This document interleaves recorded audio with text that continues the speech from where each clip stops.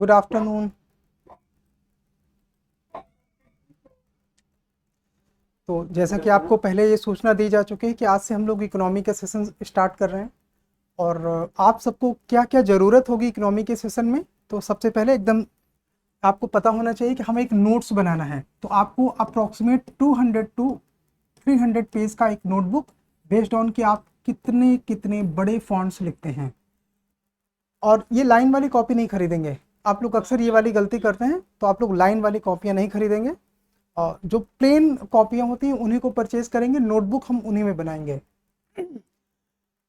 आज के सेशन में चूंकि हम सिर्फ इंट्रोडक्शन यानी कि शुरुआत केवल करेंगे, तो इंट्रो पार्ट में हम किन किन चीज़ों पे ध्यान देंगे थोड़ा सा इसको देखिए। पहले हम ये देखेंगे कि 2025 यूपीएससी प्रीलिम्स में किस तरह के क्वेश्चन आए। सब सॉल्व नहीं करेंगे, कुछ क्वेश्चन केवल देखेंगे। उसका मैं आपको पीडीएफ बाद में दे दूंगा, तो आपको क्वेश्चन लिखने की ज़रूरत नहीं है। कुछ क्वेश्चंस में हम ये डिस्कस करेंगे और ये समझने की कोशिश करेंगे कि क्या जो आप लोगों ने हमारे प्रीवियस बैचेस पढ़े हैं उनसे क्वेश्चन आए भी हैं कि नहीं। जैसा कि मैंने आपसे पहले भी बताया था कि 11 क्वेश्चंस पूरी तरह से हमारे नोट्स से आए हैं। इकोनॉमी में टोटल कितने क्वेश्चंस आए हैं, आप अगर ये देखेंगे कि whole sole dedicated question economy subject से कितने हैं, तो है 16 2025 में प्रीलिम में। लेकिन कुछ कन्वर्जेंस वाले एरियाज होते हैं यहाँ, जहाँ पर कि दो सब्जेक्ट आपस में एक दूसरे से कॉमन एरियाज शेयर करते हैं, जैसे economy science tech, economy geography, economy IR. तो ये जो कन्वर्जेंस एरियाज होते हैं, ऐसे कन्वर्जेंट एरियाज में भी अप्रॉक्सीमेट 3 प्रश्न हैं। तो इस तरह से पूरे अगर आप इकोनॉमी के क्वेश्चंस देखेंगे तो ये क्वेश्चन हो जाते हैं 16। और ऐसा सभी सब्जेक्ट के साथ होता है, सभी। जैसे पॉलिटी और हिस्ट्री के कॉमन क्वेश्चंस 2 से 3 हर साल आते हैं, तो उनको दोनों साइड आप काउंट कर सकते हैं। लेकिन ज़्यादा अच्छा तब होता है जब आपको ये पता हो कि क्या पढ़ने से ये प्रश्न ठीक हो सकता है। अगर मान लीजिए कि हम यहाँ पे ज्योग्राफी पढ़ें या आईआर पढ़ें या साइंस टेक पढ़ें या कोई भी अदर एरिया पढ़ें और वो क्वेश्चन ठीक हो सकता है, तो हमको उसमें लेना चाहिए। लेकिन अगर इकोनॉमी पढ़े बगैर वो कॉमन एरियाज वाले क्वेश्चन सॉल्व नहीं होते, तो उनको हम इकोनॉमी में लेंगे। ये आपको पता होना चाहिए। उनको हम पढ़ेंगे भी, जब हम तैयारी करेंगे तो कवर करेंगे।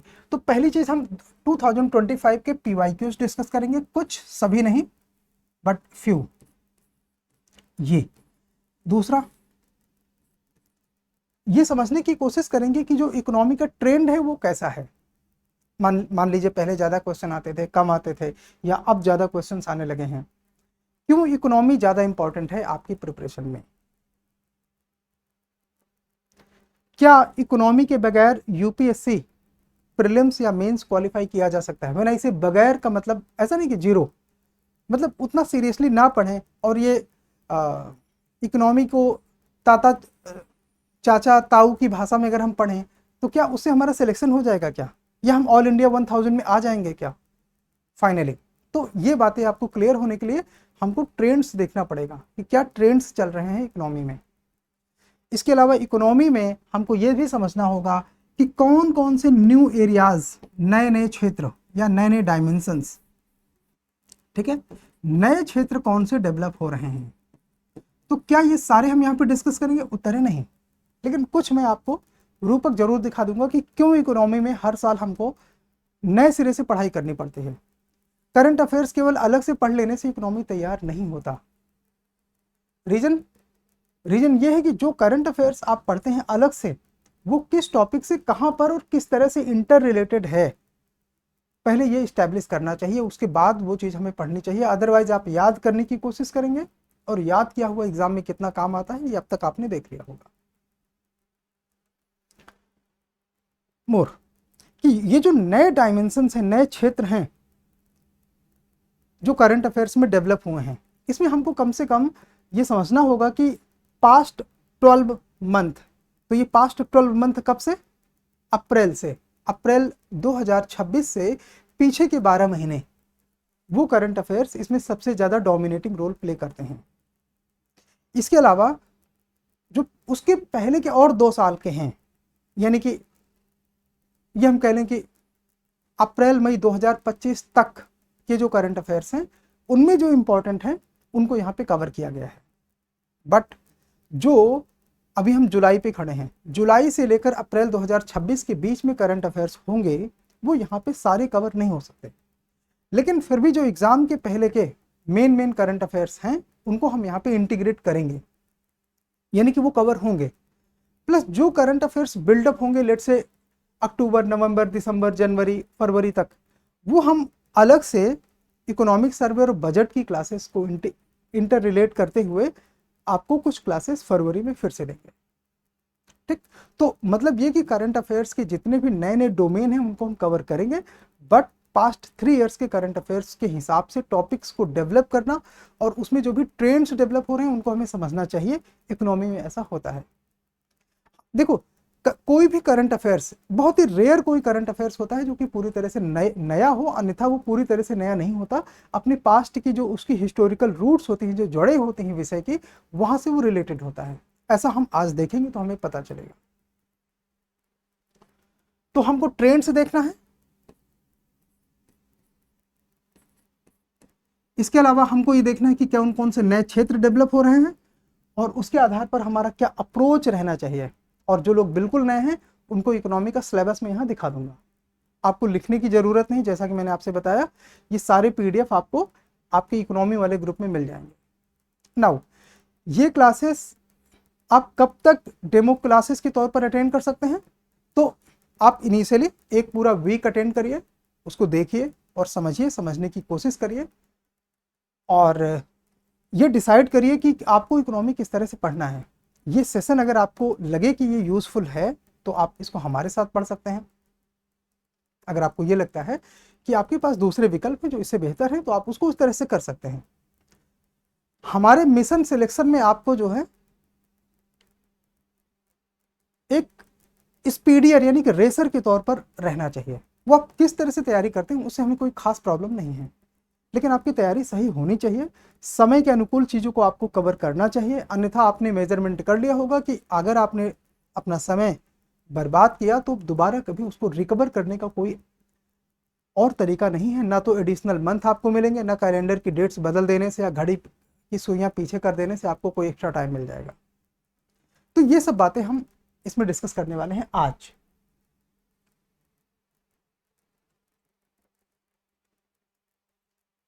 चलिए एक लोग जरा हमारे लिए क्वेश्चन पढ़ेंगे, कौन पढ़ना चाहेगा?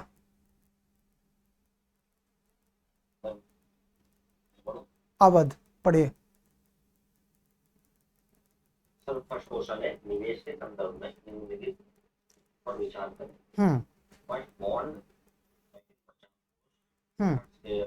और बॉन्ड। देखो बस अब जैसे कि चूंकि ये एक ट्रांसलेटेड फाइल है तो इसमें सारी चीज़ें हिंदी में हैं, पेपर में सारी चीज़ें हिंदी में नहीं होती। जैसे बचाव को उसको पेपर में हेज फंड ही लिखा जाता है, सर्कुलर इकोनॉमी को पेपर में सर्कुलर इकोनॉमी ही लिखा जाता है, भले हम उसे वृत्ताकार अर्थव्यवस्था ट्रांसलेट करके बता रहे हैं, बट वो वैसा होता नहीं है। तो आपको इकोनॉमी समझने के लिए, इकोनॉमी, साइंस, टेक, एनवायरमेंट ऐसे सब्जेक्ट समझने के लिए थोड़ी सी अंग्रेजी में कमांड रहनी चाहिए। वो आप हमारे साथ आसानी से कर सकते हैं, क्योंकि हम चाहे जितना हिंदी में करें वो होता थोड़ा सा बाइलिंगुअल ही है। तो जैसे आपने ये क्वेश्चन देखा, तो क्या अल्टरनेटिव इन्वेस्टमेंट फंड या जो वैकल्पिक निवेश निधि के बारे में है, हमने पीछे के सेशन में कवर किया है। आप पास्ट में जाइए, चाहे जब की क्लास हमारे देखिए, आपके पास हमारी 2021 की क्लासेस हों, अगर आप किसी इंस्टीट्यूट से हैं, 2023 की क्लासेस हों, 2024 की क्लासेस हों, तो आप देखेंगे कि ये क्वेश्चन होलसेल आपको मिल जाएगा। ये एक्सप्लेन किया गया है कि जब भी हम कोई व्यवसाय शुरू करते हैं, कोई बिजनेस शुरू करते हैं, तो हमको पैसे की ज़रूरत होती है। एक तो सबसे आसान तरीका है कि मामा जी से मांगो, पैसा दे दे। मामा जी थोड़ा डांटेंगे, थोड़ा गाली देंगे, अंत में पैसे दे देंगे। ठीक है ना? बस आपको माँ माँ करना पड़ेगा, और गलती से माँ माँ करते हुए ननिहाल पहुंच गए तो कुछ नहीं मिलेगा। मांगना आपको मम्मी से ही पड़ेगा। ठीक है? इसलिए माँ माँ के पास ही रहिए, मामा के पास मत जाइए, नहीं वो तुम्हें मामा बना देगा। तो वो तुम्हें पैसे मिल जाएंगे, व्यवसाय कर लेना। ये अल्टरनेटिव इन्वेस्टमेंट नहीं है। ठीक है? ये तो घर में आग लगाने जैसा है। तो व्यवसाय करने के लिए आपको बैंक के पास जाना चाहिए, वहां से आपको लोन लेना चाहिए, या आपका बिजनेस मान लीजिए ऑलरेडी है तो आप कागज़ की पर्चियाँ निकाल सकते हैं, उसमें दावे कर सकते हैं कि ये पर्ची अगर आप खरीदोगे तो 1 साल में 4 गुना हो जाएगा। अब तो तुम्हें जोखिम भरे फिल्मी डायलॉग याद आते होंगे कि कैसे फिल्मों में 1 का 4, 1 का 4, 1 का 4 बोलने के नाम पे कई लोग आते हैं और तुम्हें मामू बना के चले जाते हैं। तो लेकिन ये सारी चीज़ें रियल प्रैक्टिस में होती हैं। मामू आप तब बने जब आपने प्रॉफिट नहीं कमाया और अपने निवेशकों को रिटर्न नहीं दिया, तो आपने किसी को मामू बना लिया या बन गए। लेकिन बिजनेस करने के लिए यह आवश्यक है कि आप घर की संपत्ति से थोड़ा सा दूर रहें और पैसा लगाएं बैंक का और बाजार का। तो अगर आपने बॉन्ड के माध्यम से पैसा जनरेट किया तो एक तरीके से उसकी जो प्रवृत्ति होती है वो लोन की जैसी की होती है, आपको ब्याज पे करना पड़ता है। लेकिन ये अल्टरनेटिव यानी वैकल्पिक व्यवस्था नहीं है, ये हमारी अर्थव्यवस्था में एक मेन स्ट्रीम चैनल है। तो इस तरह से ये पहला आपका गलत हो जाता है।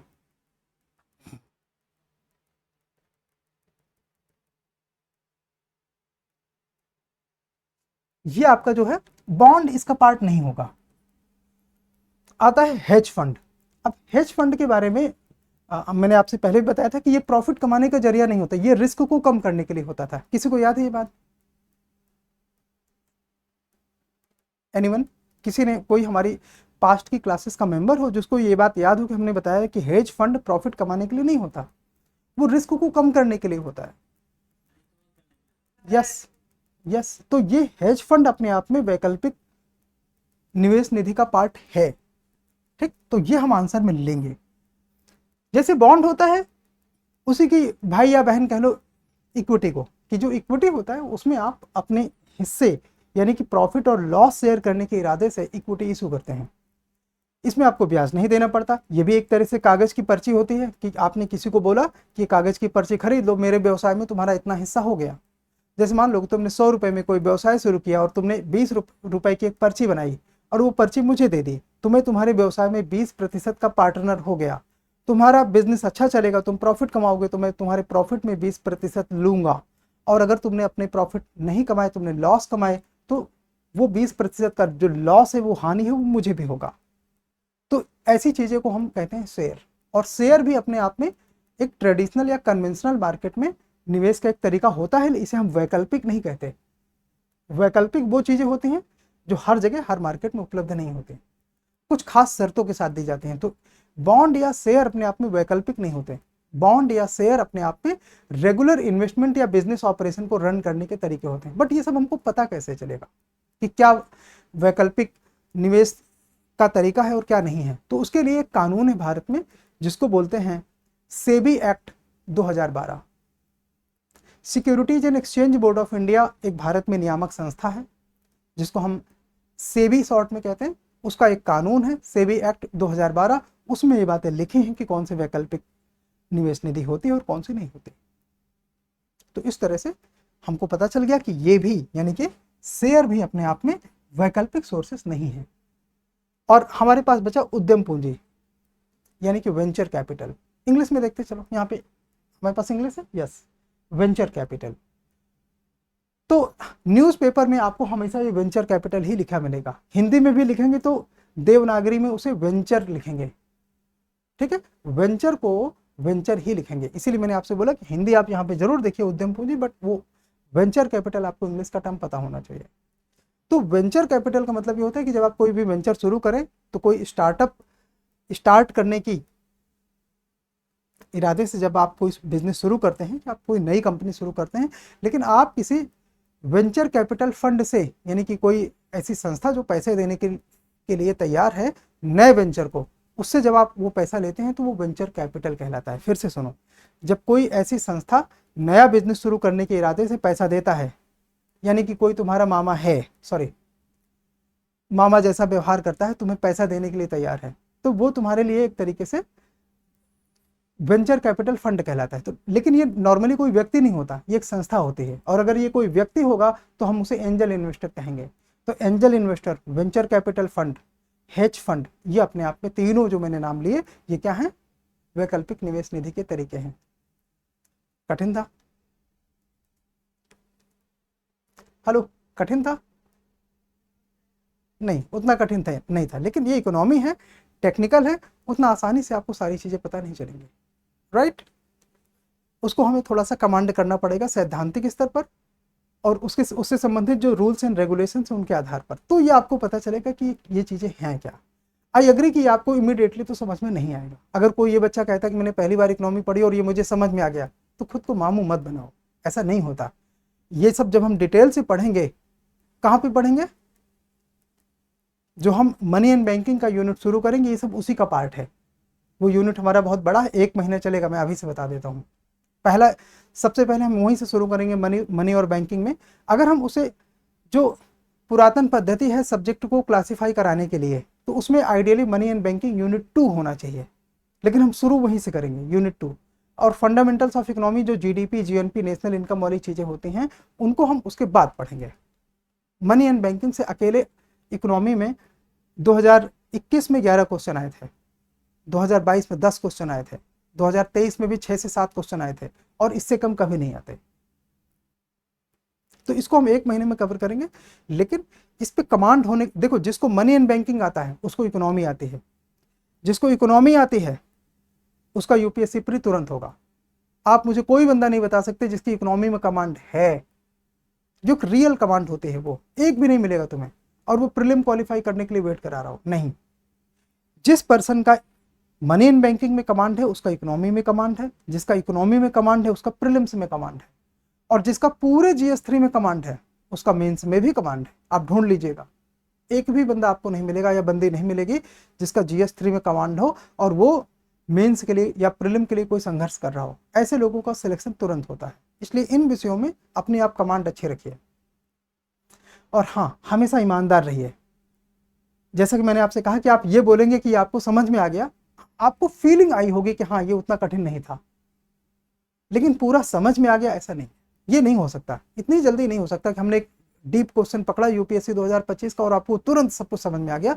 और अगर आपको सच में समझ में आ गया तो आप तेज हैं पढ़ने में, और आप जल्दी सिलेक्शन लेने के लिए और प्रयास करो, जल्दी सिलेक्शन तुम्हारा हो सकता है। एक क्वेश्चन और देखते हैं, कौन हमारे बहादुर हैं जो पढ़ना चाहेंगे, आइए।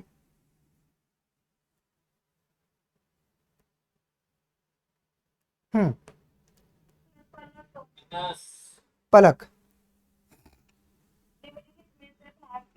बैंक के आय के स्रोत कौन से हैं? हम्म, फर्स्ट, सरकारी बॉन्ड खरीदना और बेचना। सेकंड, विदेश मुद्रा खरीदना और बेचना। थर्ड, पेंशन निधि प्रबंधन।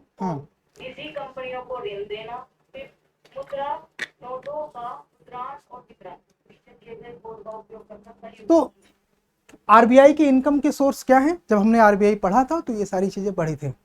जहां अच्छा, मैं क्लिक कराने के लिए एक वर्ड बोलता हूं, सीनियोरेज वर्ड सुना है? सीनियोरेज मतलब मुद्रा छापने के माध्यम से जो आरबीआई कमाई करता है वो।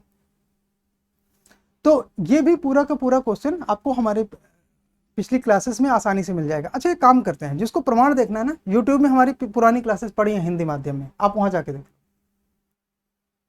2023 की क्लासेस, 2022 एंड 23 की क्लासेस यूट्यूब पे हमारी पूरी पड़ी हुई हैं, मतलब 70% तो पढ़े हैं। आप वहां पे देखना, ये सब आपको मिलेगा। तो जैसे कि मैंने आपसे पहले बताया कि अगर सब्जेक्ट में सही रिसर्च की जाए तो वो हेल्प करता है क्वेश्चन को ट्रेस करने पे, लेकिन जैसे जैसे साल बीतेंगे, जैसे 2023 की क्लासेस से 2024 में आपको करीब 14 क्वेश्चन फंसे थे हमारी क्लासेस से।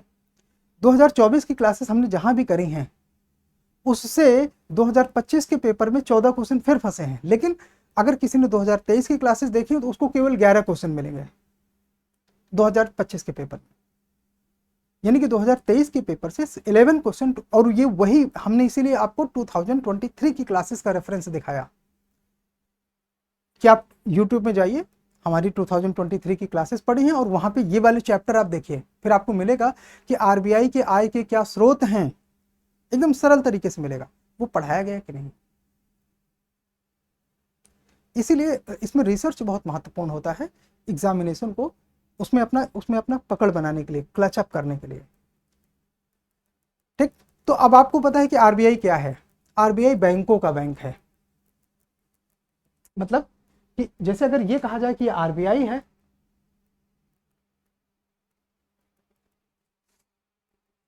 हाँ, ये जैसे कहा जाए कि आरबीआई है, तो आरबीआई सीधे जनता को पैसे नहीं देती, क्योंकि जनता है ज़्यादा, आरबीआई है एक, कैसे काम करेगी, बड़ी प्रॉब्लम। तो आरबीआई क्या करती है, बैंकों को पैसे देती है। ये हैं आपके बैंक, जैसे State Bank of India, Bank of Baroda, Corporation Bank. Priya present, Rahmati present. Yes sir. Rahmati, किस बैंक में तुम्हारा खाता है एसबीआई और कितने पैसे हैं? सर जितने हैं तो है। ठीक, ये मैं चेक कर रहा था कि तुम अभी जो है प्रेजेंट हो कि नहीं। तो ये सारे बैंकों के माध्यम से आरबीआई पैसे देता है, ठीक। लेकिन आरबीआई कुछ काम करता है, जैसे इंटरनेशनल मार्केट में डॉलर खरीदना हो तो फॉरेक्स मेंटेन करने के लिए, फॉरेक्स मेंटेन करना किसका काम है, आरबीआई का,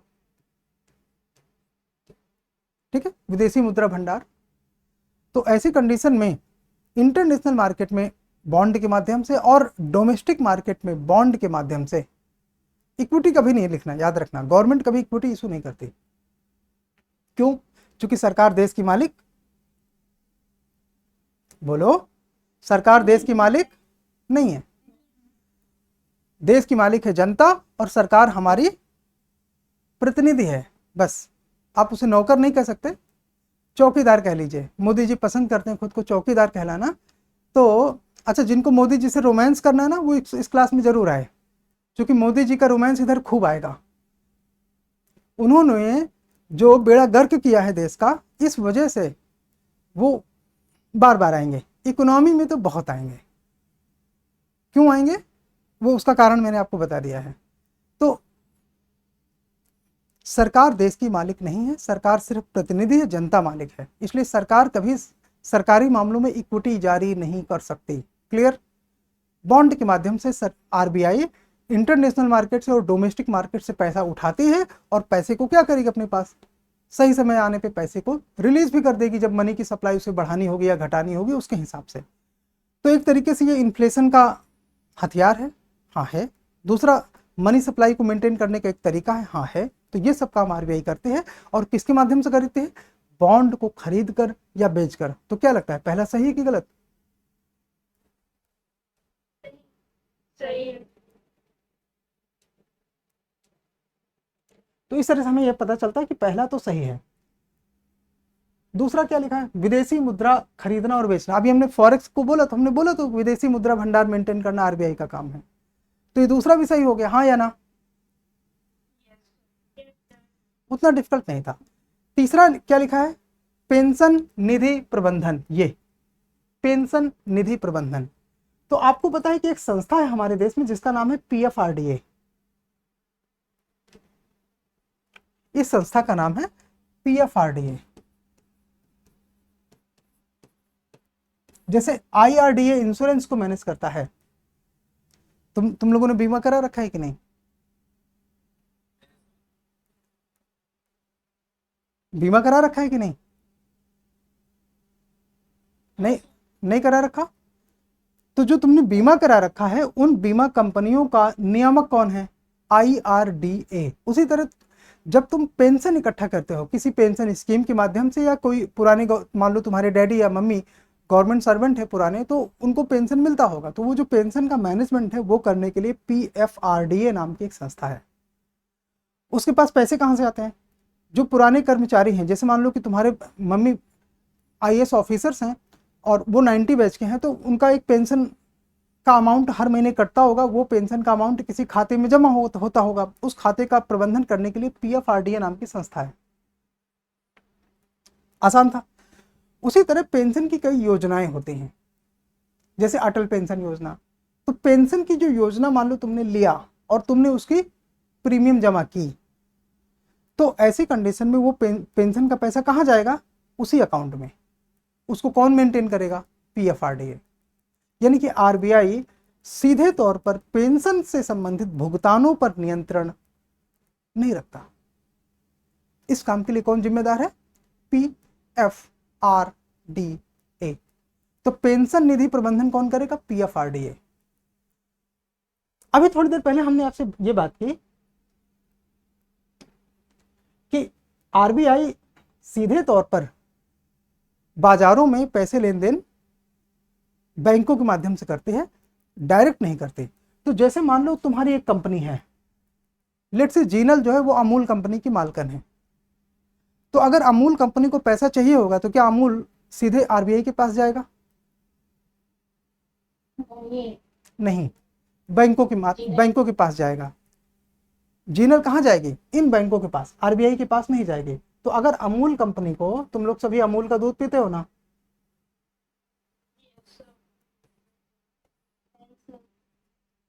अमूल कंपनी का दूध नहीं पीते? तुम्हारी कोई हाँ, तुम्हारी कोई दूसरी प्रेफरेंस हो सकती है, मैं उसको इनकार नहीं करूंगा, जैसे बकरी, लेकिन बकरी को लोन नहीं मिलेगा। तो अमूल कंपनी को लोन कहां से मिलेगा? बैंक से, आरबीआई से नहीं। ठीक है? क्यों? आरबीआई सीधे कंपनियों को पैसे लोन के तौर पर न देती है ना लेती है। तो निजी कंपनियों को ऋण कहां से मिलेगा? बैंकों से, आरबीआई से नहीं। तो क्या ये आरबीआई के दायरे में आएगा? उत्तर है नहीं, इसलिए चौथा गलत हो गया। यहां पे देखिए, निजी कंपनियों को आरबीआई सीधे तौर पर पैसे नहीं देती, इसलिए ये अपने आप में बाहर हो जाएगा, ये अपने आप में बाहर हो जाएगा। इसके अलावा पेंशन निधि का प्रबंधन पीएफआरडीए करता है, इसलिए ये भी बाहर हो जाएगा। ये 1 और 2 सही हैं।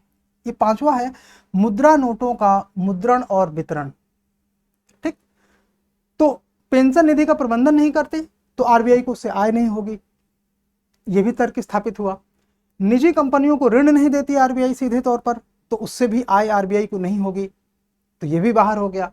हाँ, सरकारी बॉन्ड और खरीदना बेचना आरबीआई का काम है, उससे जो भी हानि या लाभ होगा वो आरबीआई के खाते में जाएगा, इसलिए पहला सही है। और दूसरा, विदेशी मुद्रा, मान लो आरबीआई ने डॉलर किसी समय में खरीदा, लेट से 90 रुपए का $1, कल को वो डॉलर महंगा हो गया, मान लो 95 रुपए का, तो आरबीआई जब उस डॉलर को बेचेगी तो $1 में उसे 5 रुपए का फायदा होगा। से यस और नो? तो ये आरबीआई की आय हुई, यस और नो? हुई ना? तो इस तरह से 1 और 2 सही है। 5वां जरा चेक करते हैं, मुद्रा नोटों का मुद्रण और वितरण। एक बात बताओ, आरबीआई नोट छापेगी तो कहीं से करेंसी वाला पेपर, वैसे वो होता कॉटन का है, उसमें पेपर मिक्स होता है, तुमको पता था कि नहीं ये बात? Yes sir.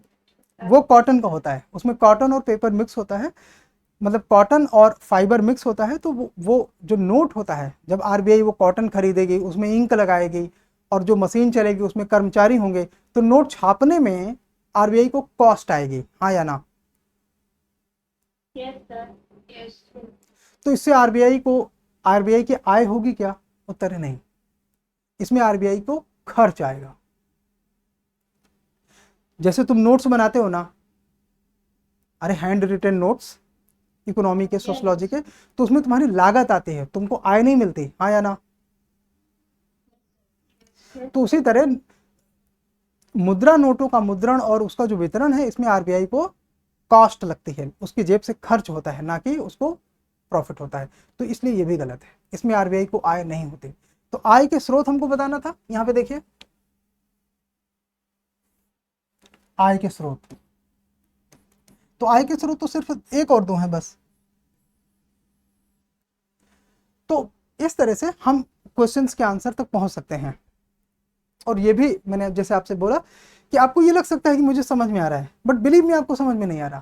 क्यों नहीं आ रहा? बिकॉज ये अलग से जब आप कोई ऐसा टॉपिक पढ़ते हो तो तुम याद करते हो। जब वो चीज किसी कॉन्सेप्ट का पार्ट होंगे, जैसे हम मान लीजिए डिस्कस करेंगे कि आरबीआई की आय के स्रोत क्या है, तो पहले हम समझेंगे कि आय का मतलब क्या है।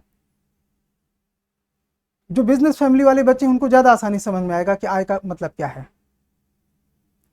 फिर उसको डिस्कस करेंगे तो थोड़ा ज्यादा अच्छे समझ में आएगा। हाँ, थोड़ा थोड़ा आपको समझ में आ सकता है यहाँ पे, वो पॉसिबल है। चलो और जरा देखते हैं, 1-2 क्वेश्चन और देखते हैं, फिर सारे क्वेश्चन नहीं करेंगे। आप बाकी पीडीएफ देख लेना, आपको कहीं कोई दिक्कत लगेगी तो बाद में हम क्लासेस में इस चीज का डिस्कस करेंगे। इसको कौन पढ़ेगा?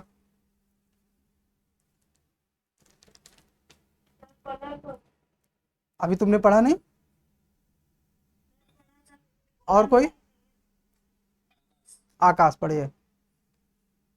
निम्नलिखित कथनों पर विचार करें। भारतीय रिजर्व बैंक ने भारत में सभी सूचीबद्ध कंपनियों के लिए व्यवसाय उत्तरदायित्व और स्थिरता रिपोर्ट BRSR प्रस्तुत करना अनिवार्य कर दिया है। सेकंड, भारत में BRSR प्रस्तुत करने के वाली कंपनी रिपोर्ट में से खुलासे करती है जो अधिक, थोड़ा साइड में, हाँ प्लीज, सॉरी हाँ। जो अधिकांश गैर वित्तीय प्रकृति के होते हैं। हम्म उपयुक्त में से कौन से कथन सही है? तो हमने आरबीआई कौन सी रिपोर्ट पब्लिश करती है, ये सेबी कौन सी रिपोर्ट पब्लिश करती है, ये दोनों टॉपिक कवर किए थे 2023 वाली क्लासेस में। बट उसमें BRSR रिपोर्ट का नाम नहीं है। क्यों? क्योंकि करंट अफेयर्स में था। ये आपको डिफरेंस समझ में आया क्यों इकोनॉमी को आप ऊपर ऊपर नहीं पढ़ सकते? ये वजह है। क्वेश्चन आसान है, क्वेश्चन आसान है। जो लोग जो अगर आप ये जानते हैं कि आरबीआई कौन कौन सी रिपोर्ट पब्लिश करती है तो आप इसको समझ जाएंगे कि ये वाला नाम उधर नहीं था, इसलिए आरबीआई इसका उत्तर गलत है। हेलो, कुछ तुम्हारे कान में बात पहुंचे क्या? आरबीआई यहाँ गलत है। आरबीआई कौन सी रिपोर्ट पब्लिश करती है आपको बताया गया है। BRSR सेबी की रिपोर्ट है, और ये मैं ऑनेस्टली आपको बता रहा हूं ना कि हमने नहीं बताया, ये करंट अफेयर्स में था। सेबी की रिपोर्ट में BRSR का जिक्र नहीं, जब हमने क्लास किया था तब ये नहीं था, इसलिए ये वहां नहीं पढ़ाया गया। लेकिन ये करंट अफेयर्स में था और बहुत ऊपर ऊपर नहीं था, गहरा था। अगर आप रेगुलर और बहुत बारीकी से पढ़ते हैं तभी ये चीजें कवर होती है, नहीं तो छूट जाती हैं। Now it comes to logic, क्या हम इसको लॉजिक से कहीं से भी सॉल्व कर सकते हैं? तो अगर आप जब फाइनेंशियल मार्केट में जाएंगे तो फाइनेंशियल मार्केट में आपको पता चलेगा, क्यों यहाँ पे लिखा है ना ये गैर वित्त, फाइनेंशियल और नॉन फाइनेंशियल। तो जब आप फाइनेंशियल और नॉन फाइनेंशियल मार्केट के बारे में पढ़ेंगे तो आपको पता चलेगा कि ये काम तो सेबी का है, आरबीआई का है नहीं ये काम। तो इसका मतलब कि यहाँ पे आरबीआई नहीं होना चाहिए, यहाँ पे सेबी होना चाहिए। हेलो, वित्तीय व्यवस्था का जो नियंत्रण है, यानी कि stock market, NSE, BSE, companies की लिस्टिंग, ये सब किसका काम है? सेबी का। तो अगर आपने अपना लॉजिक लगाया तो जरूर सॉल्व हो जाएगा। क्योंकि हमने जब सेबी के बारे में पढ़ा, स्टॉक मार्केट के बारे में पढ़ा, तो हमने ये बातें अच्छे से डिस्कस की कि सेबी की क्या क्या भूमिका होती है। तो इसलिए मुझे ये हक नहीं बनता कि मैं ये क्रेडिट लूं कि ये क्वेश्चन हमने हूबहू पढ़ाया। इनडायरेक्टली आप इसे कर सकते हैं कि फाइनेंशियल मार्केट के बारे में हमने आपको बताया कि उसका रेगुलेशन सेबी करता है, और डिटेल में बताया। ये भी बताया कि वहां पे डुअल रेगुलेशन होता है। आरबीआई मॉनेटरी एस्पेक्ट का रेगुलेशन करती है, वित्तीय मामलों का नहीं। वित्त और मनी दोनों अलग चीजें होती हैं। मनी मतलब होता है मुद्रा, वित्त मतलब होता है फाइनेंस, फाइनेंस मतलब वित्त। तो दोनों अलग चीजें होती हैं। फाइनेंशियल यानी कि वित्तीय मामलों का जो देख रेख है वो काम सेबी करती है, ना कि आरबीआई। इसलिए ये आरबीआई तो गलत है। और दूसरे में ज्यादा दिमाग नहीं लगाना कि भारत में BRSR प्रस्तुत करने वाली कंपनी रिपोर्ट में ऐसे खुलासे करती है जो अधिकांश गैर वित्तीय प्रकृति के होते हैं। हाँ, ये भी न्यूज़पेपर से आपको पता चलेगा, ऊपर ऊपर ऐसे आप नहीं कर सकते। दूसरा सही है, पहला गलत है, इससे हमें ये पता चलेगा। लेकिन मैं ये अपेक्षा नहीं करता कि आप ऐसे ऊपर ऊपर जानकारी से क्वेश्चन ठीक कर लेंगे, इतने आसान नहीं होते एग्जाम। ये तुम में से किसने एग्जाम दिया भाई इस साल? अंजलि, जब ऐसे क्वेश्चन आते हैं तो आसपास से हवा तेज चलने लगती है क्या? सर वेट करने के बाद ऐसा लगता है कि छोड़ना बेटर है। हाँ हाँ हाँ। तो इसलिए मैंने बोला कि इकोनॉमी को बहुत ढंग से और अच्छे से पढ़ने की जरूरत है, तब आप ऐसे क्वेश्चन कर सकते हो, नहीं तो नहीं। ठीक, एक सही होगा इसमें केवल, सॉरी दो, केवल ओनली 2, पहला गलत है।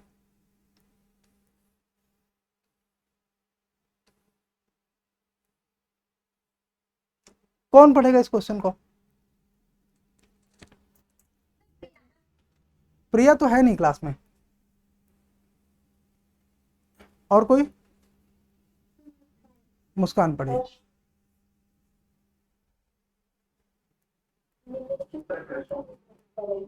कथन एक, भारत में ग्रामीण क्षेत्रों में कृषि गतिविधियों से होने वाली आय को किसी भी परसेंट छूट दी गई है। कथन दो, भारत में ग्रामीण कृषि भूमि को आयकर अधिनियम 161 के प्रावधानों के तहत पंजीकृत जाता है। तीसरा एक, अच्छा 2 ही स्टेट, ठीक है ठीक। नाउ तुम में से जिनके मम्मी या डैडी खेती करते होंगे उनको पता होगा वो खेती का कोई टैक्स देते हैं क्या? बोलो, कोई टैक्स देते हैं क्या एग्रीकल्चर में? हाँ सर, दिया जाता है क्या टैक्स देते हैं बताइए? सर। एक पता नहीं 1 ईयर में कोई आता है, मतलब कि उसमें दिया जाता है, पर रहता बहुत जिनको समीक्षा, जाओ अभी डैडी से पूछ के आओ कि गेहूं का उत्पादन होता है तो उसमें आप वो कौन सा टैक्स देते हैं, बाकी लोग हमें बताएं। नहीं दिया जाता, कोई टैक्स नहीं लगता है एग्रीकल्चर प्रोड्यूस में, कृषि उपज में कोई भी कर नहीं लगता है। अब आप पहला कथन फिर से पढ़िए।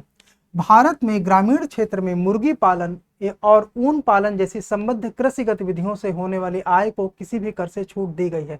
तो क्या मुर्गी पालन और ऊन पालन जैसी गतिविधियां टैक्स फ्री हैं? ये अलग चीज है, ये अलग चीज है, ये अलग चीज है।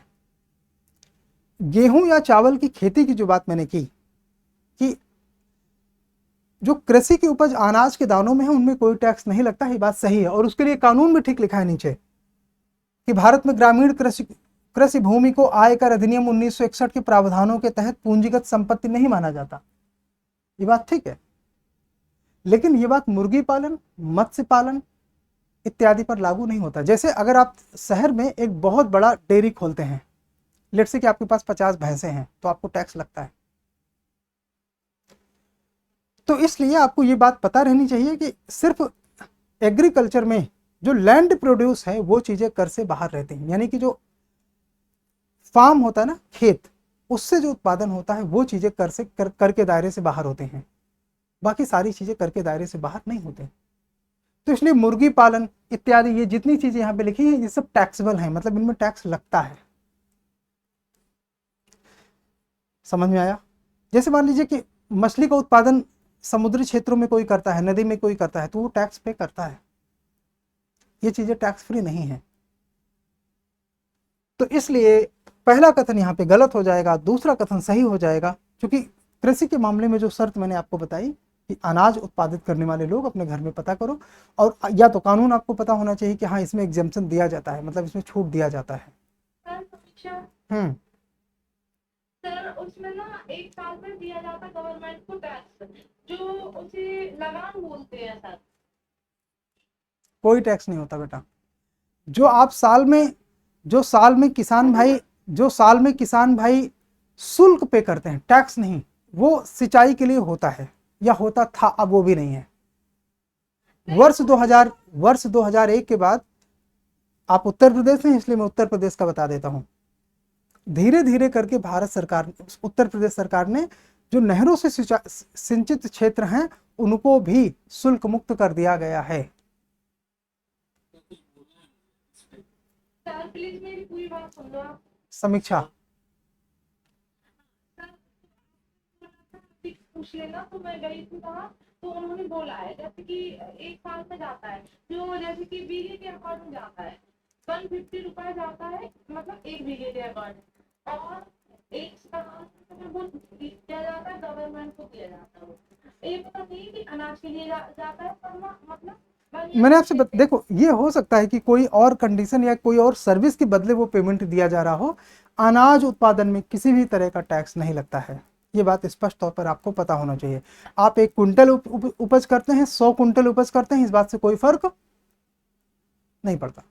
आप 1000 टन का उत्पादन करते हैं, अनाज पर किसी भी प्रकार का कर नहीं है। समीक्षा का कहना ये हो कि वो नगर निगम वाले नहीं देते हैं। मैंने उन चीजों पे ध्यान नहीं दिया। हमारा जो फोकस है वो बहुत क्लियर है। आकाश आप बोलो। उनसे मैंने पूछा था कि आपके यहाँ पर कोई भी कृषि के ऊपर टैक्स लगता है, उन्होंने हाँ बोला, और हमारे साइड नहीं लगता है। तो मैंने उनसे पूछा किस प्रकार का टैक्स लगता है, तो उन्होंने ऐसा बोला कि मेरे यहाँ पर एक नहर आई हुई है, वहाँ से हम लोग पानी लेके आते हैं, जिसका वो लोग सालाना टैक्स लेते हैं। बेटा मैं आकाश आपको एक सुझाव देता हूँ और आप सबको भी देता हूँ कि आप लोग ऐसे अड़ोसियों पड़ोसियों या दोस्तों से इस तरह की जानकारी ना लिया करें। देखो देखो एक बात समझिए, मर्लिन मुनरो एक हॉलीवुड की एक्ट्रेस थी, जॉन एफ कैनेडी जो है उन उस समय अमेरिका के राष्ट्रपति थे और उनका आपस में रोमांस चल रहा था। कुछ समय बाद उनका डाइवोर्स हो गया, सॉरी ब्रेकअप हो गया।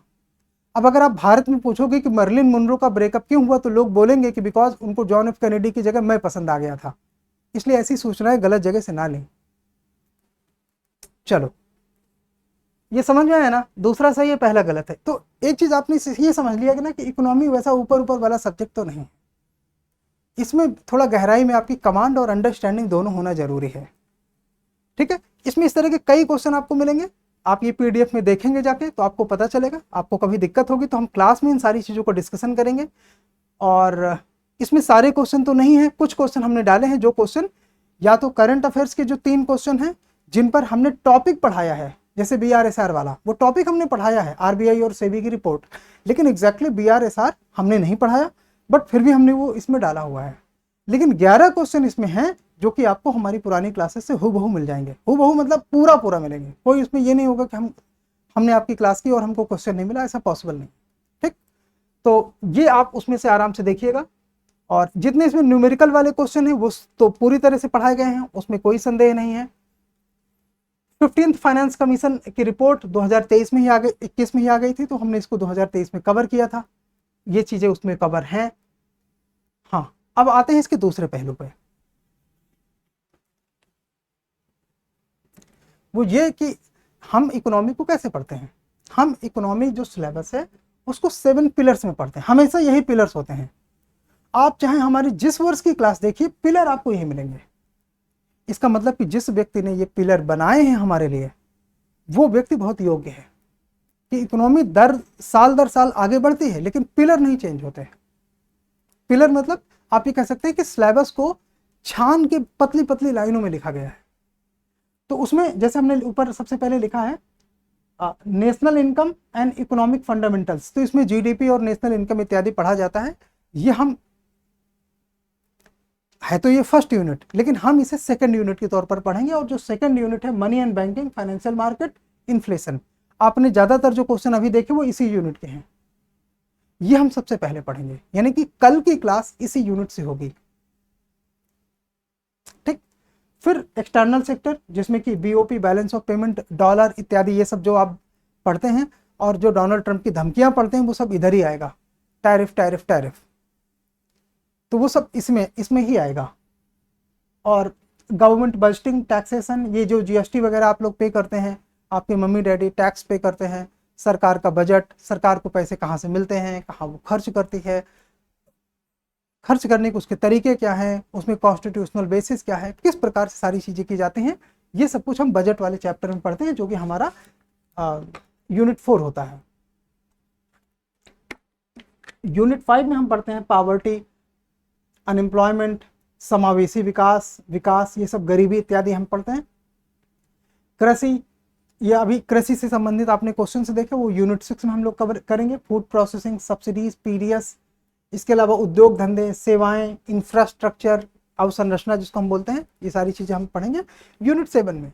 तो यही 7 पिलर्स होते हैं हमारे इकोनॉमी के। नाउ इसके अलावा इसमें बजट 2026-27 और इकोनॉमिक सर्वे 2025-26 वो फरवरी में कराया जाएगा। नाउ इकोनॉमी का ट्रेंड एनालिसिस क्या कहता है, 2025 में आप कहीं कहीं पे 19 क्वेश्चन देखेंगे, कहीं कहीं पे 18 क्वेश्चन देखेंगे। हमने समझदारी दिखाते हुए 19 क्वेश्चन ना लिख के 18 क्वेश्चन लिखा, कारण एक क्वेश्चन ऐसा है जो दिखता तो इकोनॉमी का है लेकिन वो इकोनॉमी पढ़ने से ठीक नहीं होगा, साइंस टेक पढ़ने से ठीक होगा, तो उसको साइंस टेक में जाना चाहिए, इसलिए हमने 19 ना लिख के 18 लिखा है। ठीक, मेंस 22 अगस्त के बाद होगा तो कितने क्वेश्चन आए वो हमको वहां पे पता चलेगा। 2024 में 21 क्वेश्चन आए थे, 2023 में 19 क्वेश्चन आए थे इकोनॉमी से, 2022 में भी 19 प्रश्न आए थे, 2021 में 18 प्रश्न आए थे और 11 प्रश्न सिर्फ मनी एंड बैंकिंग से थे। 2020 में 22 प्रश्न आए थे, 2019 में 27 प्रश्न आए थे, यानी कि पहले बहुत ज़्यादा आता था। 2018 में 26 प्रश्न आए थे, 2017 में 23 प्रश्न आए थे, 2016 में 29 क्वेश्चन आए थे, 29, 2015 में 26, 2014 में 17 प्रश्न, 2013 में 19 प्रश्न, और अगर पूरे साल का देखेंगे तो 22.5 प्रश्न का औसत बनेगा और नंबर के हिसाब से 43 प्रश्न। ये जो हमने पीछे 12, 14, 13 सालों के प्रश्न आपको दिखाए, तो अगर आप इनको जोड़ के 13 से भाग दे दीजिए तो औसत आ जाएगा, और वो 43 नंबर यानी कि 22.5 प्रश्न का औसत बताता है। ठीक, मेंस का क्वेश्चन यहाँ पे लिखा है, नंबर का औसत 132 नंबर। मेंस में GS 3 में इकोनॉमी करीब करीब 132 नंबर का औसत अपना मेंटेन किए हुए है। क्लियर? नाउ हमारा जो ये नया बैच है इसके बारे में कुछ बेसिक समझ लेते हैं। हिंदी वाले साइड देखते हैं। ये इसमें यूपीएससी 2026 का हम टारगेट लेके चल रहे हैं। ये 9 जुलाई यानी कि आज की तारीख से शुरू है। 4 महीने इसकी पूरी अवधि है, यानी कि 3.5 महीने में हम ये सारे फंडामेंटल्स पढ़ेंगे। बजट और सर्वे फरवरी में आएंगे, तो वहां पे हम उसको 10 से 12 दिन फिर से देंगे। ठीक, और इस सेशन का जो इस बैच का जो ड्यूरेशन है वो सिर्फ 1 वर्ष है, यानी कि अगले साल 2026 में ये एंड हो जाएगा। और ये 2 बजे से अभी चलना है। जूम पर ये लाइव क्लासेस होंगी, आपको रिकॉर्डेड क्लासेस भी हमारे एप्लीकेशन में मिलेंगी। इसके अलावा इकोनॉमी महत्वपूर्ण क्यों है, अब तक आपने समझ लिया कि इसमें प्री में 43 नंबर और मेंस में 132 नंबर का जो वेट है वो इस विषय को बहुत महत्वपूर्ण बनाता है। हेलो, किसको किसको ये पता चल गया कि इकोनॉमी अभी इंपॉर्टेंट है या नहीं? हैवी वेट है, इकोनॉमी का हैवी वेट है, ये आपने समझ लिया। इस पर कमांड किए हुए बगैर आप प्री का दरवाजा पार नहीं कर सकते। इसमें मेन पिलर्स कौन से हैं वो हमने ऊपर देख लिया है। हम मुद्रा और बैंकिंग से शुरू करेंगे, मुद्रा बैंकिंग एवं मुद्रा स्फीति यानी कि मनी एंड बैंकिंग। फंडामेंटल्स वाले टॉपिक यानी कि जीडीपी और राष्ट्रीय आय की बातें हम यूनिट 2 में करेंगे। यूनिट 3 है बजट, यूनिट 4 है विदेशी व्यापार, यूनिट 5 है कृषि की अर्थव्यवस्था और भारतीय आर्थिक विकास यानी कि यूनिट 6 में आएगा, जिसमें पॉवर्टी, अनएम्प्लॉयमेंट सब चीजें पढ़ेंगे। अवसंरचना, उद्योग एवं सेवाएं सबसे लास्ट में पढ़ेंगे। इसके साथ साथ इसमें पिछले 3 सालों का करंट अफेयर्स होगा, और जब मैं पिछले 3 साल कहता हूं तो अप्रैल 2026 के पीछे के 3 साल कहता हूं। समझ आया? 3 साल का मतलब 2024 का करंट, 2023 की जुलाई से 2023 की जुलाई से 2024 की जुलाई, 2024 से 2025 की जुलाई, 2025 से 2026 का अप्रैल, ये 3 साल के करंट अफेयर्स यहाँ पे कवर होंगे। और वो इस आधार पे होंगे कि किस वर्ष का करंट अफेयर्स कितना इंपॉर्टेंट है, ये देखते हुए हम इसे यहाँ पे कवर करेंगे। आर्थिक सर्वेक्षण 2025-26 का, बजट 2026-27 का, सरकारी योजनाएं जो भी होंगी वो सभी PYQ यानी कि जो पिछले साल के प्रश्न आए हुए हैं जो गैर करंट अफेयर्स प्रकृति के हैं वो करे जाएंगे। यानी कि PYQ जो करंट अफेयर्स बेस्ड हैं, तो चूंकि 2015 का करंट अफेयर्स हम पढ़ के क्या करेंगे, इसलिए फंडामेंटल्स के PYQ सारे कवर किए जाएंगे, कम से कम पिछले 30 सालों के, 1994 से लेकर, यानी कि 32 सालों के कम से कम। NCERT कक्षा 9 से 12 की जितनी भी इकोनॉमी के कोर फंडामेंटल्स हैं, कॉन्सेप्ट हैं, वो यहाँ पे कवर हो जाएंगे। इस सेशन के बाद आपको ना तो कोई NCERT खोलने की जरूरत पड़ेगी, ना तो कोई टेक्स्ट बुक खोलने की जरूरत पड़ेगी। सेशन आपको पूरे मिलेंगे, जिसको PDF चाहिए होगा उसको PDF मिलेगा। तो इस बात का कोई डाउट आप मत रखिएगा। ये अपने आप में होलसेल बैच होगा।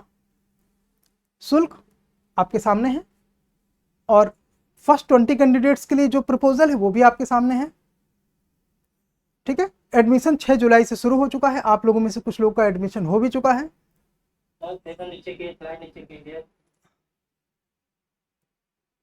और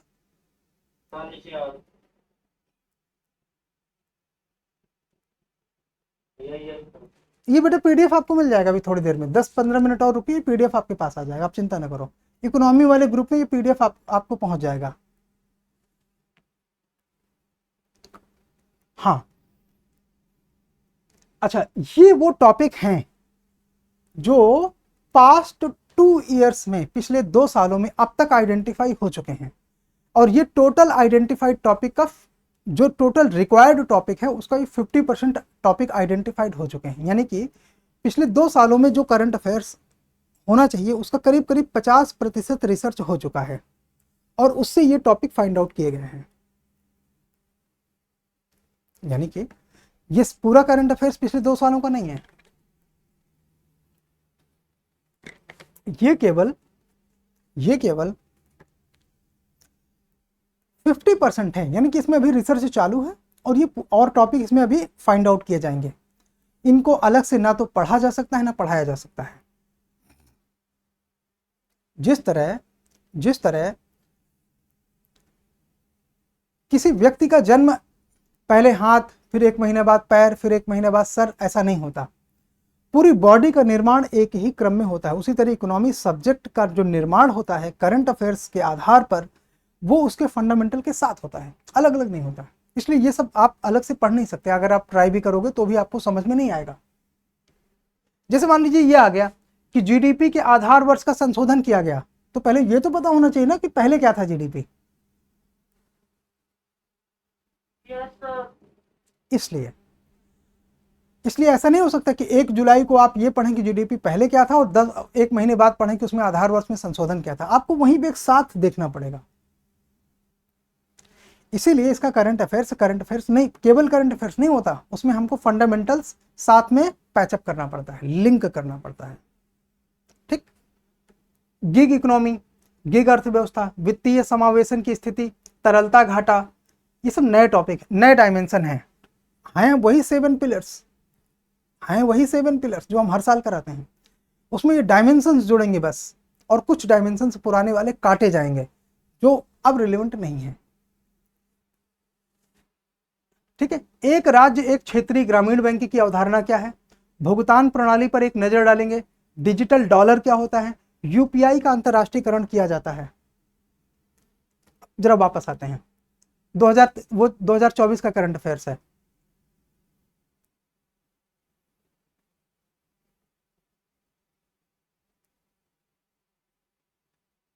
ये प्रश्न पढ़िए, पलक जोर से पढ़ो।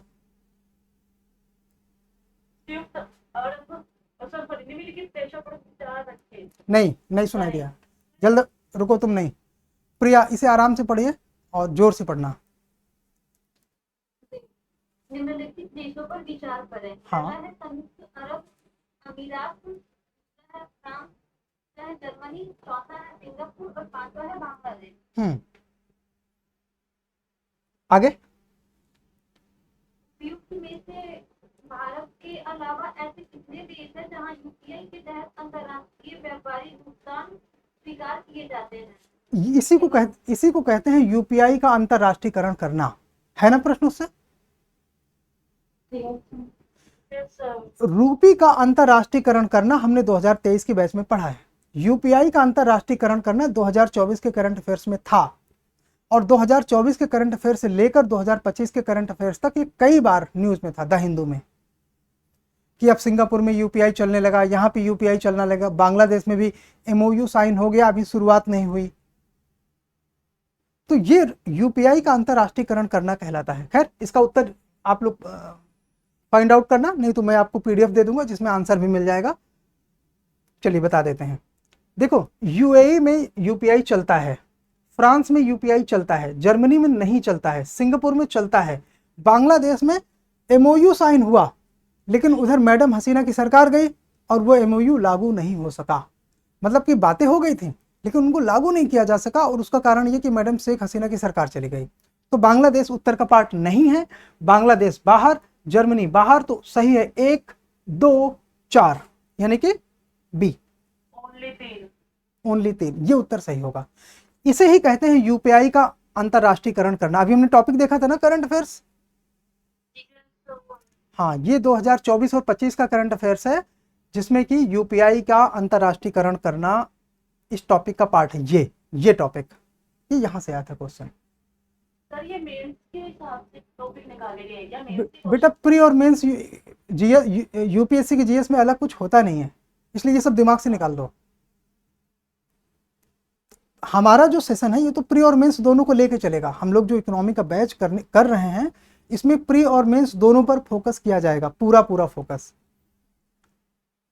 नाउ यूपीआई का अंतर्राष्ट्रीयकरण करना। अगला है घरेलू उपभोग व्यय सर्वेक्षण 2023-24। तो पुराना करंट है, इसी को हम करेंगे क्योंकि लास्ट सर्वेक्षण यही आया है अभी, इसलिए। समावेशी विकास पर एक नजर, जो हालिया रुझान है इन पर नजर रखेंगे। इसमें नीति आयोग की रिपोर्ट आती है, इकोनॉमिक सर्वे की रिपोर्ट आती है, उन सब चीजों को हम यहाँ पे पढ़ते हैं। विश्व बैंक की रिपोर्ट आती है, वो चीजें हम यहाँ पे करते हैं। ठीक है, तो समावेशी विकास पर जो एक अभी हमको नजर डालनी है वो यहाँ पे हम देखेंगे। इसके अलावा वैश्विक कार्यबल अंतराल को पाटना, उसके लिए क्या उपचार चल रहे हैं वो पढ़ेंगे। राइजिंग नॉर्थ ईस्ट समिट ये 2025 में हुई थी, उसको हम कवर कर रहे हैं। मध्यम आय जाल, मिडिल इनकम ट्रैप, ये थोड़ा पुराना है, 2022 में भी था, 23 में भी था, और उसके पहले 2017-18 में रह चुका है करंट में, तो ये चीजें हम कर रहे हैं। निर्यात क्षेत्र पर एक नजर, शहरी और ग्रामीण गरीबी, वित्तीय समावेशन की स्थिति, सूक्ष्म वित्त क्या होता है, ग्रामीण प्रौद्योगिकी, डिजिटल इंडिया भूमि अभिलेख आधुनिकीकरण कार्यक्रम, पुराना है नया नहीं है, लेकिन फिर से करंट अफेयर्स में है तो हम फिर करेंगे। कितना पुराना है, 2008-9 का है। अर्थशास्त्र में जो नोबेल मिलते हैं उनको कवर किया जाएगा। आवधिक श्रम बल सर्वेक्षण, इसमें 2024-25 की 2021 के आधार पर जो रिपोर्ट आई थी वो 2023 में आई थी, तो हम उसको कवर करेंगे फिर से, क्योंकि वो इंपॉर्टेंट है प्री और मेंस दोनों के लिए। 2024-25 के बजट का अध्ययन रिपोर्ट, तो जो पुराना बजट है उसमें कुछ रिसर्च किया गया है और वो हमारे प्री और मेंस के लिए इंपॉर्टेंट है, उसको भी हम यहाँ पे ऐड करेंगे, और नया बजट जब आएगा तब पढ़ेंगे। एंजल टैक्स क्या होता है, समकारी कर क्या होता है, भारत का मुक्त व्यापार समझौता जो नया अब हो रहा है उसके साथ, संयुक्त राष्ट्र वैश्विक कर संधि एक नई टैक्स ट्रीटी है, एग्रीमेंट है, उसको हम कवर करेंगे। प्रत्यक्ष विदेशी निवेश एफडीआई पर एक नजर डालेंगे, उसका फंडामेंटल अपनी जगह और जो करंट है उस पर नजर अपनी जगह डाला जाएगा। रुपए का अंतरराष्ट्रीयकरण पुराना टॉपिक है, लेकिन नए सिरे से फिर से न्यूज में है तो हम फिर से बात करेंगे। क्यों न्यूज में है, बिकॉज डोनाल्ड अंकल ने मोदी जी को या विश्व की अर्थव्यवस्था को इस दबाव में रखा कि डॉलर पर डिपेंडेंसी होना अपने लिए आर्थिक व्यवस्था के लिए हानिकारक है। तो इसमें हर देश वाले अपने रुपए का अंतरराष्ट्रीयकरण करना, रूबल का अंतरराष्ट्रीयकरण करना, युआन का अंतरराष्ट्रीयकरण करना, मतलब हर देश वाले अपनी करेंसी का अंतरराष्ट्रीयकरण करने पर उतारू हैं, सो एज इंडिया। तो ये चीजें हम लोग करने वाले हैं। सॉवरेन क्रेडिट रेटिंग में क्या चेंज हुआ है, भारत की स्थिति में क्या बदलाव आया है, ये भारत एवं विश्व व्यापार संगठन पर इस समय क्या डेवलपमेंट चल रहे हैं, कहाँ कहाँ पे टकराव है भारत का अमेरिका के साथ, भारत का ब्रिटेन के साथ, भारत का चाइना के साथ, वो चीज हम करेंगे। कृषि पर एक नजर डालेंगे। कपास उत्पादकता मिशन एक नया मिशन चलाया गया है, उसको हम कवर करेंगे। राष्ट्रीय खाद्य तेल मिशन तेलहन, ये पुराना है, इस पर नई रिपोर्ट आई है, उसको हम कवर करेंगे। कृषि विस्तार प्रणाली, कृषि ऋण पर एक नजर, पैक्स, संबद्ध क्षेत्र कृषि के, एफपीओज, अनाज भंडारण, खाद्य सुरक्षा, खाद्य प्रसंस्करण के क्षेत्र पर एक नजर डालेंगे। ये जो नजर डालने वाली चीजें होती है ना, नॉर्मली नई रिपोर्ट के आधार पर ही होती हैं। मेक इन इंडिया के 10 वर्ष पूरे हो गए हैं, तो हमारी क्या उपलब्धियां रही हैं, हम इसे कवर करेंगे। एमएसएमई क्षेत्र पर एक नजर डालेंगे कि क्या डेवलपमेंट है, अभी की क्या हालात हैं, कितना कॉन्ट्रीब्यूशन एमएसएमई का अब है एक्सपोर्ट में, जॉब में, उत्पादन में, इकोनॉमी की ग्रोथ में, वो सब कुछ यहाँ पे नए नए डेटा के साथ कवर किया जाएगा। भारत में सेमीकंडक्टर मिशन के लिए जो प्राइम मिनिस्टर मोदी ने 2024 में एक सेशन किया था भारत मंडपम में, तो वो चीज़ इंपॉर्टेंट है, उसको यहाँ पे ऐड किया गया है।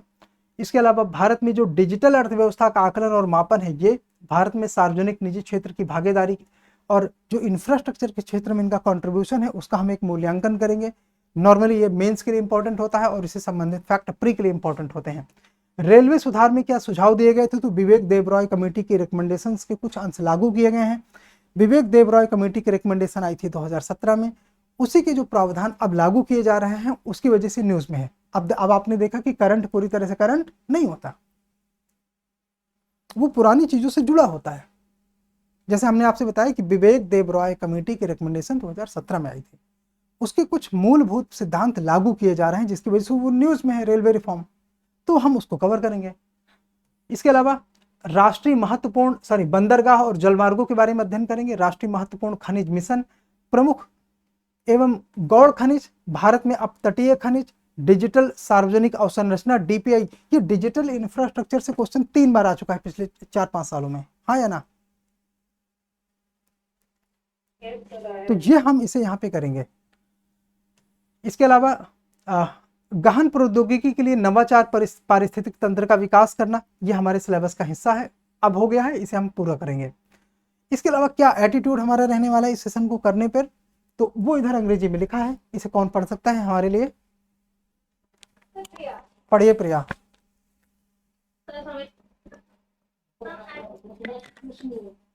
प्रिया, create a study schedule align your study time with the syllabus, dedication time to its area. हाँ, Update your रुक जाओ भाई, रुक जाओ। देर से आना, जल्दी जाना। प्रिया, ये कब तक चलेगा? इसलिए जल्दबाजी ना करें, देर से आए उतना काफ़ी था। तो एक हम स्टडी शेड्यूल बनाएंगे कि इकोनॉमी को हम मान के चलिए कि दिन में यहाँ पे 90 मिनट से 100 मिनट का टाइम देंगे रोज। और ये सोशलॉजी नहीं है कि मैं आपसे कहूँ कि रिवीजन नहीं करना, इसका बहुत अच्छे से रिवीजन करना है। PYQ पे रिसर्च करना है। आप लोग अपने अपने हिसाब से ग्रुप बना लीजिए, हमारा कोई इंटरवेंशन उसमें नहीं है। ग्रुप बनाने में आपको अगर मदद चाहिए तो आप मदद के लिए बताइए, आपको मदद मिल जाएगी, ठीक। और एक टाइम डिसाइड कर लीजिए कि कब आपको 2 से 3 घंटे इकोनॉमी को देना है, अदर देन क्लास 2 घंटे रोज दीजिए, ठीक। सिलेबस और समय दोनों को हमें पर्याप्त फोकस में रखते हुए करना है। सिलेबस को फोकस में रखने का अर्थ ये है, इकोनॉमी विषय को पूरा नहीं पढ़ना। इकोनॉमी विषय अपने आप में इतना बड़ा है कि वो यूपीएससी के पूरे सब्जेक्ट में भारी पड़े, सारे सब्जेक्ट से ज़्यादा है, इसलिए हमें बहुत सिलेक्टिवली एरियाज आइडेंटिफाई करके पढ़ना है। तो वो काम करने के लिए हमारी टीम है।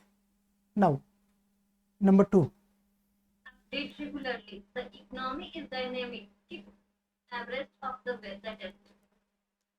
Latest developments with the help of the class notes or newspapers. हाँ, तो या तो आप क्लास में रहेंगे तो क्लास नोट्स में आपको अपडेट मिलेगा। अगर आप ये क्लास नहीं करते हैं तो आप द हिंदू से अपनी क्लास नोट्स को अपडेट करिए, ये एक तरीका होता है। लेकिन उसके लिए आपकी द हिंदू में बहुत अच्छी पकड़ होनी चाहिए कि आप द हिंदू में जब भी कोई करंट अफेयर्स पढ़ें और आपने हमारे बैचेस पढ़े हों पहले, तो जो आपके पास नोट्स हों उन नोट्स को वहीं पर अपडेट करिए, नया पेज मत जोड़िए।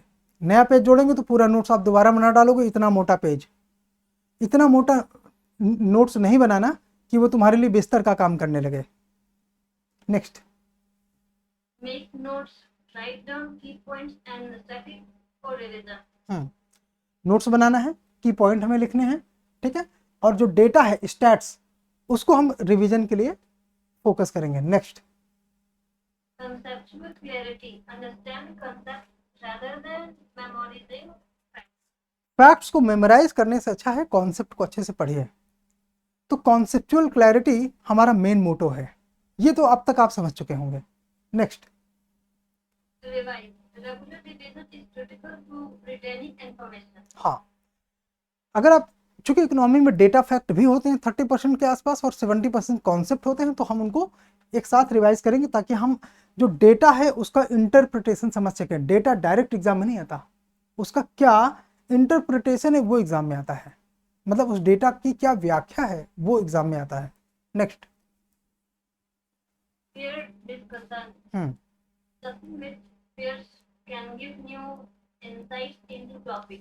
पीयर्स डिस्कशन का मतलब होता है जो अपने अपने ग्रुप बनाओ और उन ग्रुप्स में इकोनॉमी को लेकर आप एक रिगरस डिस्कशन करो, रिगरस, अन्यथा इकोनॉमी पे कमांड नहीं आएगा। जैसे कि मैंने आपसे पहले भी बताया है कि हम लोग एक बार तो क्लासेस ले चुके थे अपनी कोचिंग में, इसके बाद हर साल प्रीलिम्स के कम से कम 6 महीने 8 महीने पहले इकोनॉमी, साइंस टेक और एनवायरनमेंट, इनका जो मॉड्यूल चलता था कोचिंगों में, नई नई कोचिंगों में, या कोई इंडिविजुअल GS3 के बैचेस चला रहा है, तो हम लोग हर साल ही कवर करते थे। वजह, हमने जो 3 एरियाज के नाम लिए आपके सामने, इकोनॉमी, साइंस टेक और एनवायरनमेंट,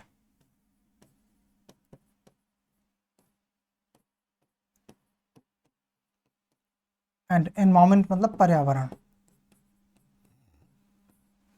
इसको मिलाकर इससे करीब 22 एवरेज की हम बात कर रहे हैं पास्ट 12-13 ईयर्स का, इससे करीब 15+ और इससे करीब 17+, इतने क्वेश्चन आते हैं। जोड़ो,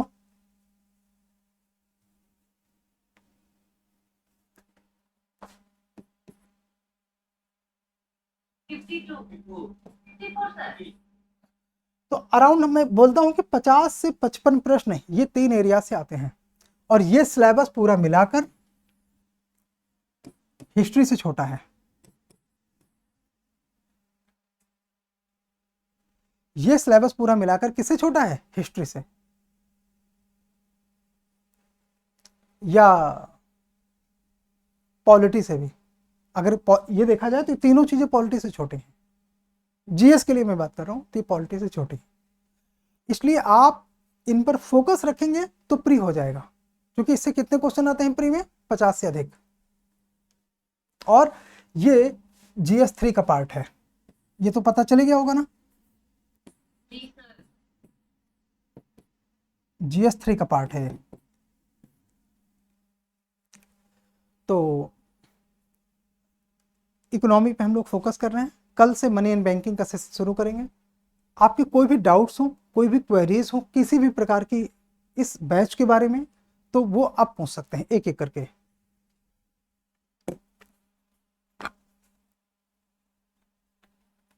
सर, इसमें मतलब पीडीएफ से आप वैसे लिखवाओगे कि पीडीएफ के थ्रू रहेगा? क्या लगता है? मुझे तो लगता है आप लिखवाओगे। बेटा वो पीडीएफ वाला जो मॉडल है ना, वो कहीं और होता है, वो इधर जो है हम लोग नहीं करते।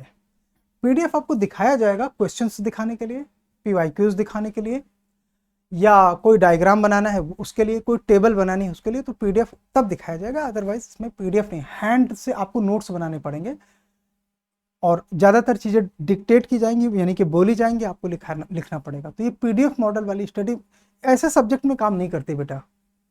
पीडीएफ वाली स्टडी टेक्निकल सब्जेक्ट में काम नहीं करती, वहाँ पे अंडरस्टैंडिंग बहुत ज़्यादा इन्वॉल्व होती है। तो इस तरह के डिस्कशन बोर्ड में ऐसे ही होते हैं, वो तभी हो पाता है।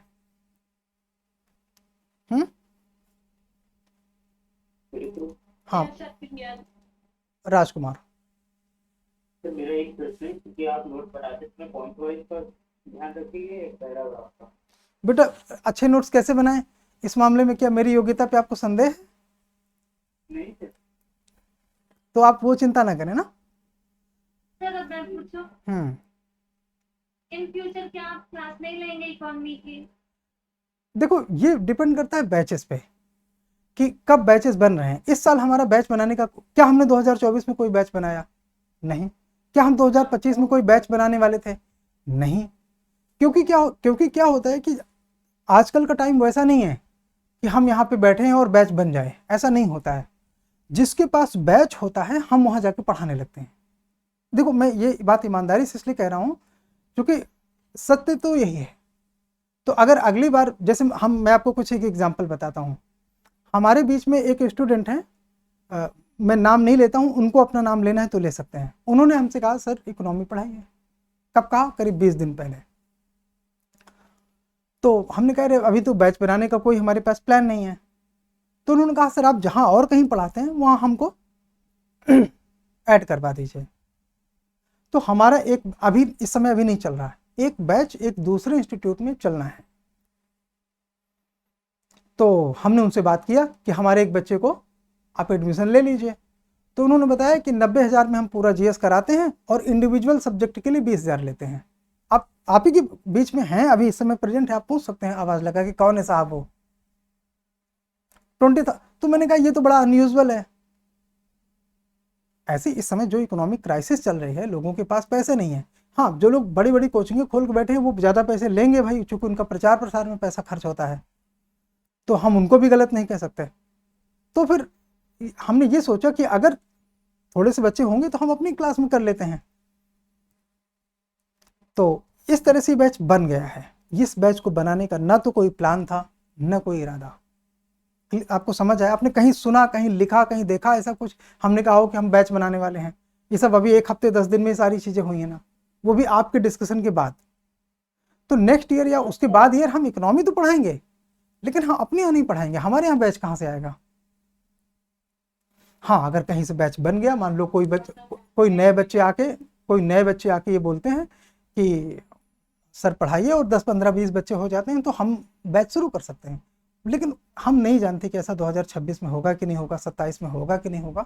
हमें उसके बारे में कोई जानकारी नहीं है। क्या निश्चित होगा? इकोनॉमिक सर्वे और बजट जैसी चीज़ें हम अपने चैनल में हर साल, और जो इकोनॉमी के डायनेमिक्स हैं थोड़े बहुत, उन चीज़ों जो करंट में चीज़ें होती हैं उनकी क्लासेस हम हर साल करते हैं, वो इस साल भी करेंगे। और वो मोस्टली ओपन होते हैं यूट्यूब पे। तो वो हम फ्यूचर में जरूर करेंगे। यूट्यूब पे करेंगे कि नहीं करेंगे वो अलग बात है, वो हमें नहीं पता, ना वो कोई प्रॉमिस है। डन। अपडेटेड क्लास मिलती रहेगी। अपडेटेड क्लास, देखो ये बैच 2000, ये बैच जब खत्म हो जाएगा तो इसकी रिकॉर्डेड क्लास होगी। और इसी बैच 2026 का ये बैच है, इसी बैच के अंतर्गत जो भी करंट अफेयर्स अप्रैल तक होंगी वो सब मैं आपको करा दूंगा क्लास से, आप उसकी चिंता ना करो। अब तक तुमको ये तो पता चल गया होगा ना कि व्हाट आई से I do more, yes sir. ये तो पता चल गया होगा, तो उसमें आप चिंता ना करो। हाँ, अप्रैल के बाद क्या मैं आपको आगे पढ़ाऊंगा, सिर्फ उन लोगों को पढ़ाऊंगा जो प्री क्वालिफाई करेंगे।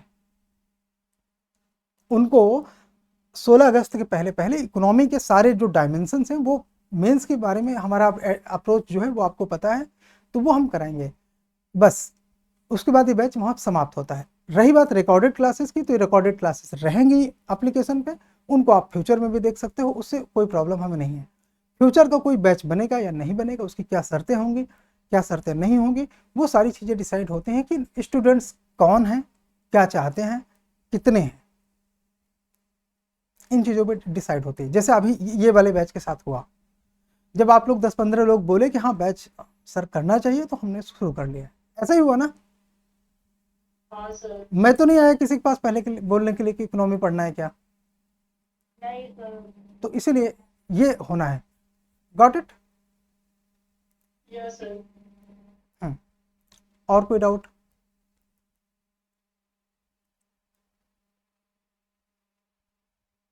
और कोई डाउट किसी का? सर जैसे आप सोशियोलॉजी में क्वेश्चन देते हो वैसे इकोनॉमी में भी दो। यस, मेंस के जो पीवाईक्यूज हैं सर्टेन एरियाज से, वो वाले पीवाईक्यूज यहाँ पे होंगे, डेली नहीं होंगे, क्योंकि इकोनॉमी में 70% टॉपिक से मेंस के क्वेश्चन नहीं आते, सिर्फ 30% एरिया जहां से मेंस के क्वेश्चन आते हैं। ठीक है, जैसे कि मैं आपको बताता हूं, आप ही के बीच के दो बच्चों ने एक दिन कॉन्फ्रेंस कॉल में मुझे सुझाव दिया कि सर ऐसा भी तो कर सकते हैं, कायदे से ये टॉपिक हमें हर साल पढ़ने चाहिए, तो आप हमें अगले साल भी पढ़ा देना और कुछ डिस्काउंट वगैरह कर देना। तो मुझे ये बात ठीक लगी कि हम नेक्स्ट ईयर कराएं और आपको 50% का डिस्काउंट कर दें।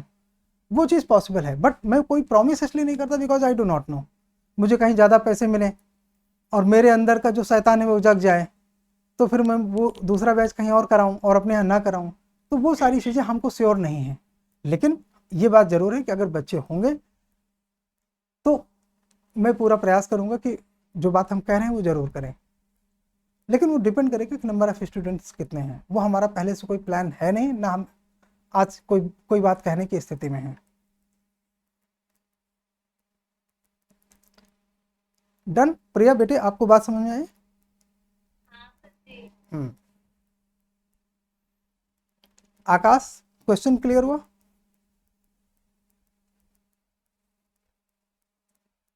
Okay, so I don't think कि आपके पास और कोई क्वेरीज हैं, कोई डाउट्स हैं, तो हम मनी इन बैंकिंग के लिए कल तैयारी करते हैं और आप लोग क्लास अटेंड करने के लिए रेडी रहना। एंड ये वीक आप सब लोग अटेंड कर सकते हैं। आज कौन सा दिन है?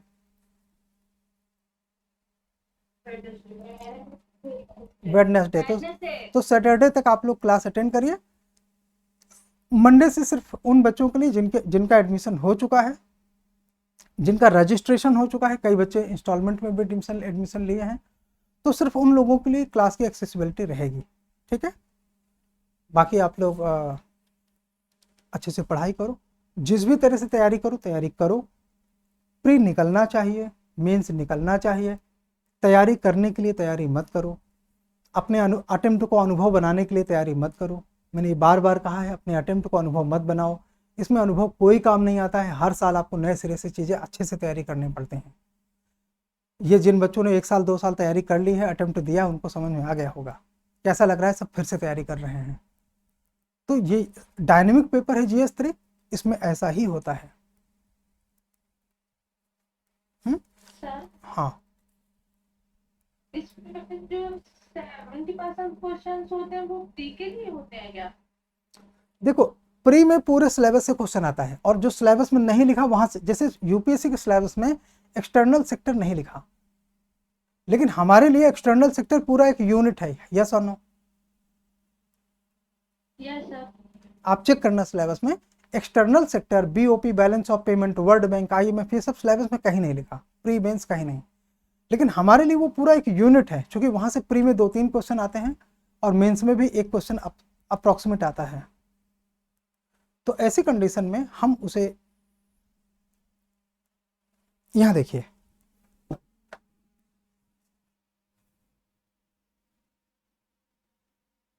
हम उसे छोड़ नहीं सकते हैं।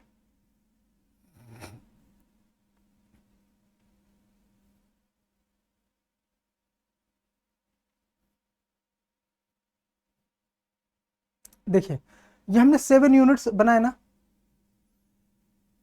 जैसे कि ये